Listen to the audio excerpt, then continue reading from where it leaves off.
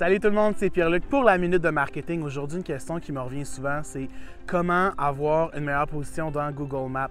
Eh bien, c'est facile, je vais vous le dire en 10 étapes simples. La première, c'est vraiment de réclamer votre propriété dans Google Maps parce que sinon, ça va aller mal si vous n'avez pas un compte Google My Business pour pouvoir faire partie de Google Maps. La deuxième, c'est de compléter toutes les sections qui sont disponibles. Donc, que ce soit celle des services, des à propos, des heures d'ouverture, etc. Remplissez bien toutes les sections qui sont disponibles dans Google Maps. Ça va vous permettre de montrer que votre entreprise est sérieuse et qu'elle est complète. Mettez clairement en troisième le nom de votre entreprise, son adresse, puis priorisez un numéro de téléphone local.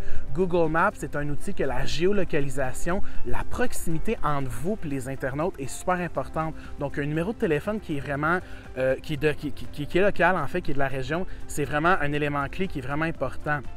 Par la suite, en quatrième position, prenez le temps de bien décrire votre entreprise. Il y a des sections où vous pouvez mettre du texte puis du contenu, de mettre la bonne catégorie aussi pour montrer qu'est-ce que votre entreprise a fait. Ajoutez des photos puis publiez sur votre compte Google Maps. Dans le passé, il existait Google+, qui est une plateforme que Google avait lancée pour faire compétition à Facebook.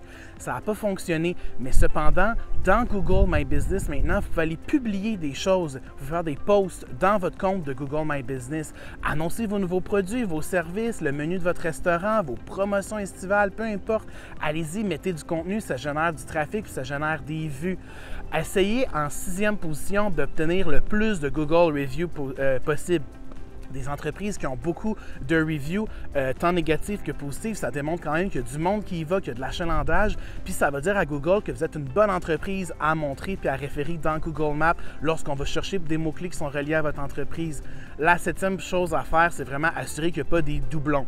Google n'aime pas les doublons. Assurez-vous que vous n'êtes pas là deux fois, même à la même adresse. Des fois, on a déjà vu des choses comme ça. C'est pas bon, ça va vous pénaliser.